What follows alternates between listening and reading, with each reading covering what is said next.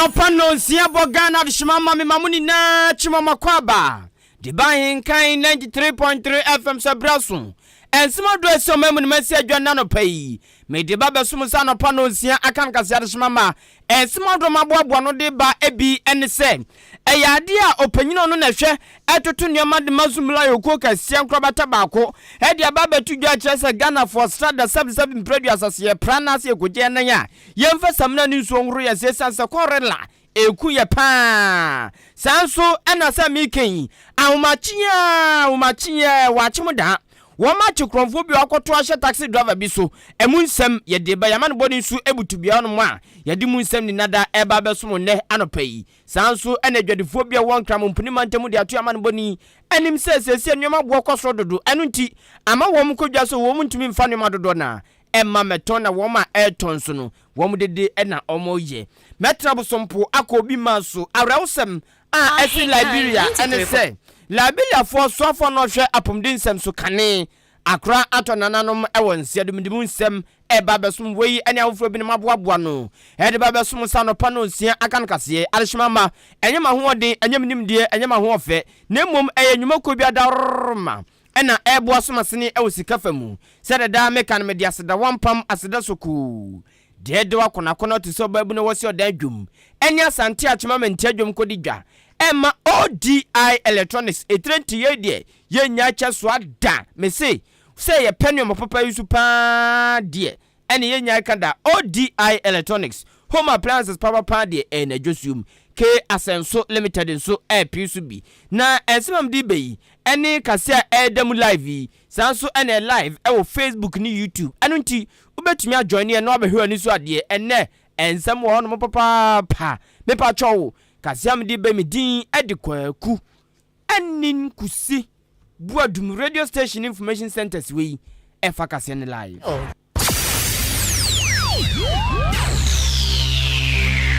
Ahenkan 93.3 FM Akan Kasie bo yo bomua ya jibe bia anuti Kasie bo mubati anka ewo End Time Information Center achim asanteman Kasie pia online radio ewo asanteman temu kumase Aluma Suta Information Center ewo Jiwani Kwanta God's First Information Center achim betnase Alternative Information Center o Yawsewro Kanyame Information Center ewo achim achikrum Cooperative Information Center ewo achekrum Die yesu tumi ye Information Center ewo achim dwaha Awurade na ye Information Center achim apreku Gode waye boafu Kojokumi eye David Ba Information Center Dimpa Information Center achim asane Kasie wa ewa Kasie wa krom Osono Information Center ewa achim esam Abnasemai Information Center wachim abnase Nyamene hine Information Center wachim ofosukrum Ena nyame asam Information Center wo achim krobase eye nida so ne Awurade Prince of Peace ewa Strasi So mo heba Information Center so asom se twitwe ewo achim dan Intiamwa Junction Peace Information Center Wakokobe Eno sewa Information Center ewo achim anyina se Ko Sam Information Center wachim achiase Keka no krobo eye Adom Information Center Peace Infobiz Watakrasi Tokuya ebutu achim odumase Adwempa Information Center ojinanko Jama North Chidom Information Center ewo achim adubiase Bono Mantemu Abapa Information Center Goka Sumnyame Information Center eye Chirimenken Nyankuma ase eye Nanapia Information Center Dai Kingdom Come a police level Asioko Jama no Bono Mantemu eye Tuapa Information Center Achiase hini Information Center wachima achiase Costa Barbering Shop ewo achim manso edi ntomu achim kokobe nadum ewo achim mofra mempasem enupani Information Center busia ebubokubeso ene wo mabiam seku ha ewo achim asene pisco ewo nyinam kotoku repent wachim otopa Royal Information Center wachim teshiman mejefo tiase ewo achim labikrum Omega Information Center odan SDA Ejapaya Junction Mighty Information Center ewo achim besiase obey ewo kwabo di number 2 Kataban Information Center wa Achiase Junction adwini bakufo trim ewo achim asene Bangalore Adishimama ensem no nchiremu ne nfitiase enie Monitoring Officer Dema Brim Central Municipal Assembly Zoom Lion for Owura Yaw Edu aka Samole ede adesade ato Ghana fo ni na nim titru ane omafo wa chimda ene ne peso so say ye mpempi se wo mko obi won ma okoja ne nan ya anko awro ne nsada oba ro nso abose so no da prapra ne nsa ho office amena ka ho oye yo so mudi aja me no nsa kotum se tam na wo mu na di ti yade papa o yade bonio ne wo mu na amena gwo mu yem na ede nsem enam enya no nko a ose afi ewura ya wo mu ye wa fiefia wodom no ose Ghana fo pa se ye nkra ni na ye esanse sanke ye wani ene nke de hwa nneoma wodro ye kwaye nsa ho emienso ye diko digu ye ma ka yanke se betaya num tisa de ate asemwa na owura ya edu aka Samole ejirema empempi abamba abanko na so aban bia enu onma wabode hye papa gu akwama odi atu na koma so se memi betu efiase ewo Ghana anam de hye bi gu akwama ma wo mu de omani adi akire pa ama efia edokro Ghana fo bi no wo mu atu ase no o se aban bia ma yesa na ebansa na amadwuma no aye din amazum life owura ya wadu esande to so say ewura bebrebe ne se yekoja na nya hore ensa ya ne de kotabetabre aduanim ne sa nneema no osim pempi ya di ayimtuo ya de bapa ena afi atridi ya de edibiba wansra so besi waduane so abonso waja na de agusu miki wadi nka kwasra waja nan anaso akosi bola no so de aba na yade nko na wo mregu yem eba ne sa edi owuo ene yarewa wodro enenam Obe Zoom Lion, we got 12 years in it. We show a real Ediano. Ediana by a baby Baswa, the Ninko round. A bam Baswa, it's which are by ye, what to wait. But when you mean Timmy said, of your young black, and what I saw. Are you free? Oh, da, and I gonna. It will be a 2 look Basabasa. Legalia, Ediana, malaria, typhoid, Ediana, if she. If she and you knew private, now they are two baby basa. No one's a position. Or sister, another person in the Aguadian. Obi, let two then shop and baby. No, what's up, Yan? Ubinale, and the second of four, and what down for. Put also Ocampo and a week for some long fat. Your way, the real fee, a for. Ede yalia eba Ghana ya fia drink on ewia we ayowura yaw adu aka Samole wanfa nkoso no mo santo aso say ade bakọ ye hapa yakwadworo yesosoma kwada wonam dwu nanso asum de enwoda na asem bakọ kato so no say empempi omanfo aprapra wo mu fie agbonkwa pama wo mu kununum ayeye bibia wie wo abo ne wura no enka woso ba besia oso na nkoto basa echinchim no to ekotu nwura no guno se da bi da menko na odi afre ayi bodam ni bi twema mo maje nkotu nguma me na odi amano na amane 1 cedi na bodam ni onu se ni agi se tam onu so kwa boda no se de sabi oda chimbe home na ni agi se tam otumi di kosi ba bi no hwitim otinze de onu kokom e ba se hardware pa enya no nko a osisi wansoma bodam ni nso a na waka koda ketekete na odi bola nesi na pampam enta koda no ko pe e ba bi opebia no atuatu no mo de hianse wadu bola so na agya to no mo e ba ne sa edifi wansana so koso abribia enu ntosi ya ekotu bola na gu a wọ́n nchichiro rabem kama na wọ́n fanto Zoom Live fo konko saudumu na wọ́n so baba befa akoto ba bia e wo sefa na wọ́n de kokoto anya sande yade enu owuo ye beto am ye ho saa entum once na enyo ntime segana for no da for say let's go o sha no pana wo pra chechen fa so ku boy ti bag so bu Zoom Live fo container ni mo ko awo sa entu bole ndu basabasa na wuti bole ndu basabasa ya nchiwa e de ya lebe blow aso mu tu go do bole ni mu o mo mo so prepare akoko everything bola ya ka o mu tie o dia ba bona o ba na sa so obi di bola na o dia so bola for fanko bola so wa jesi baby obi do main station bola kan wa ja to obi do sikesi na no atwa no abekọ ba ho wo ye abekọ na ta ba ho bi obi show na man ene ga na man ye ni ya ebeboa ye yan ni ye nso a ebekọ ya ye eni amuti ye ono na ye monitoring officer de Zoom Live for ne nkrabata ewo Brim Central Municipal Assembly owura yaw adu aka Samole awumachinya mani abeka yensa ewokodwa pa newsroom ene se okronfo bia wom tuzu se wanya finsha be ya 25 years abamu a chese won padwumaden ana tum se ade oye pa na ne kuru aye mabruso na amane samikin efiri amane boni amasafo anche ne bai okọ achim odan brono efe no ejapaye SDA ewono mu asem na mikin ana kwa no akoto ahye ohyenkani bi so ayefe no kwabena or taxi driver kromfo no nya be 25 years no akọ trasha no so dum ze ode botai bi enenam na sa akọ so taxi driver no so onya bro ayo onya mre kra onsu na ne den papa oche oburuma kuma da pagan ene one ne de face wa no wo mpie se tam ene omanfo so mu na wo ma che kromfo no asema miken esi ahomachinya na ahomachinya beye no mienu 2am ena sa asemi ye na yaman boni amasafo a ene taxi driver kromfo beto hye no so kwabena edi nkomo Midao, you want to say, oh, be a pushing me, brow, and I'm sorry, I'm so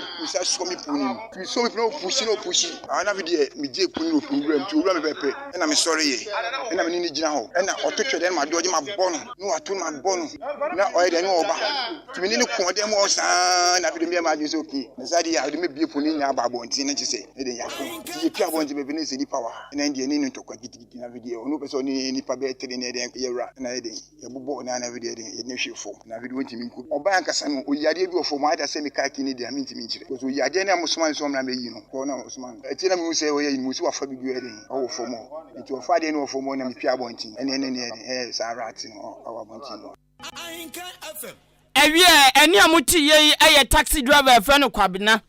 a kromfo akoto ahye no so e wachim odan SDA ejapaye ehono mo ena sa semisi ahomachi abe no mienu 2am na wona no si yape na amasafo a ene timamfo no bi su kasa na obisa wom sa je woma hu na ahomachi koi etasi ana ene timamfo no bi kasa ai ebuon ma okoda na bia ye oba chese uja ompabo ato abonten uja obakra to abonten abeba no na kromfo abefako mema no so chese okoda na so wurefun kituwa bi na uja wade to abonten pabo atade omna no na kromfo abeheti na o ma be yido mpero de ko ha dwempa na wo mu chema na de asie nde eso papa e chaprikis mani e de eso pa wo mo so mo de tuja no ebi eni esi ehu de ye pola dabi enne me de me ba ha enne ne da mehu ankasa ehu bi sa enne ne da mehu me de ye da na dwo mo boy search me ko port me niam ketenkete be ade ba chi na ni ho nti o mo ba ha da ebe boy ekwono nkete na we dey serious ankasa ne dem ko wia na ade ne nipa na chi no e bin si say na ye hu da by sometimes we dey nyan no na e bia obi bia egu pana no ai bia okoda no refi awa fa nkwen inside no na ya that o de o hu mpa ba fa that is na Obo be suggest. Obo for the Bible pack up for myself. So be we flip ya dey go for say to my.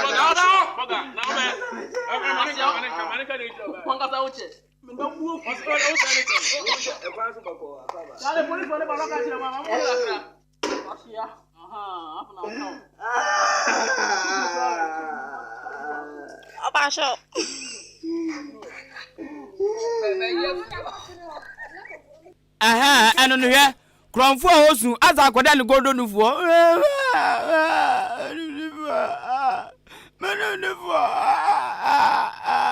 kromfo za na yezu odum ze kromfo papa ana all pretend o miana ni bia ye bia ma na ya momombo mo amfa musanke kan yi mo ya de mo afra post for be fa no ko mo de na famra kwan so odan SDA ejapaye for ma yade pan mo ne abie nyankopon hyira mo na asam nipa oto nkra wani na ma yen eye yaman boni amasafo a si ya pe ka no si ho safo amache ye ni arema mbombo ko de shawe ado wo ye na ho so e boko hwa ma chi de ejapaye for man na Vanda. Na konfo no mutie ni nsem a otumi bo ni din na eden na okwa akofa na ofri himfa eden pa na ma ne de koto hye taxi driver no so kusi we de meta wasuma metefo ina so akwa na asem ni de 111 an watching ya dawo en ke bi shemu ende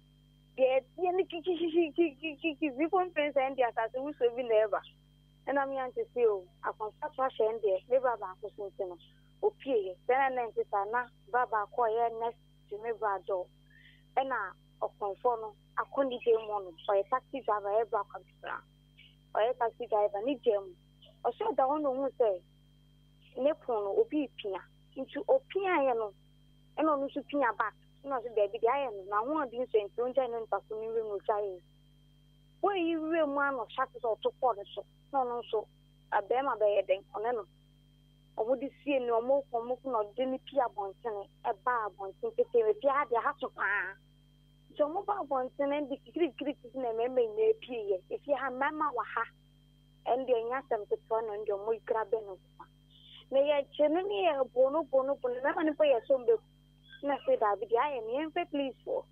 and then they refer ASP Jekum eye atimoda NCC do commander your friend say o man the boys need him because I am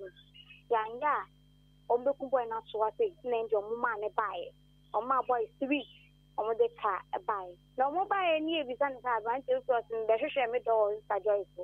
Sister Joyce also be hwe ne den ne do o be hwe ne do Kronfon go hwe ne do ne mpena on bronze no one now see we very sure me do you see one of the probation will be say then say ni boy ye be Sister Joyce be ya ha obi anso Joyce be anso nti ya ha say na say ba na so oba so be ya de na mu nso nya mfa hwe ofinya on person be can review fit na ade ba ko ne say ba ko no bu ne pen yie no o ka try ne say onyamo jene ho a obeba ye so ba ko be ko old town no or the old town for beba ye so ba ko which means say old town e ho eno of the name no on person be kan no kwa natural bia o so beba ye so na say ye wo fia e na no your life e danger any ye ka please no mo say o mat no mbe hu jom be ye e dia pa ho no mo ba ye no in fact please one for wo mo de buo no yanga sa eti ha bra ye de bro because ya some ne nya ne ndio mo de ni 2k hu omo bu ni pay ya sa no mo de ni fi ase e de na ko ni dia wambo onu so wanka be bi ofi bai ne mo bi o kan ya ne se onya age ne hu ana okọ otanwa ene die ye wo fi no ba ye so ba ko na obi na onyim wo fi ase o ye painter o painting nkofu de mu ni ade inti no de bi mu nim so oye no ba yanka sa de ye nim ni paban a oye safo da se nyame nhira o na me pacho se utie radio ya obetumi adwane live on Facebook and YouTube kronfo na ye kronfo okoya de eche na o se okohwe ne mpena so kra ebo ndi ese oba bia no odesa ni na chi osanzu tse de openufu anom me pacho bra Facebook live na bra be he kronfo no na do no mkeja omanfo na tiano no mo tiano kama ti ubetumi adwane Ahenkan 93.3 FM e Facebook live and YouTube abra wosemi esi wo achim odan brono efe no SDA ejapaye e hono mo ana abra wosemi wesi anajo ko amomache 2am ana koyikodi se adwuma omanfo no so wo monyemre wo madroa na police for abefa no ekon ye besi akire bia no ye de beba abesum ye tiefo ke asenso limited me patcho so pen kunwa papa tables empa ene de eke kan wo de siesie wo dem no offices a eyike asenso limited sametia no mse mintumi nyina ono mo nkasa mintumi so emutuo mintumi na ho ewo se metenase eno ene ye guest papa me ya ebebua me eno nti ene mo amote offices a wo dro ne mia wo dro bia mu behia office check papa bi a wotimu ya dwuma no na massage o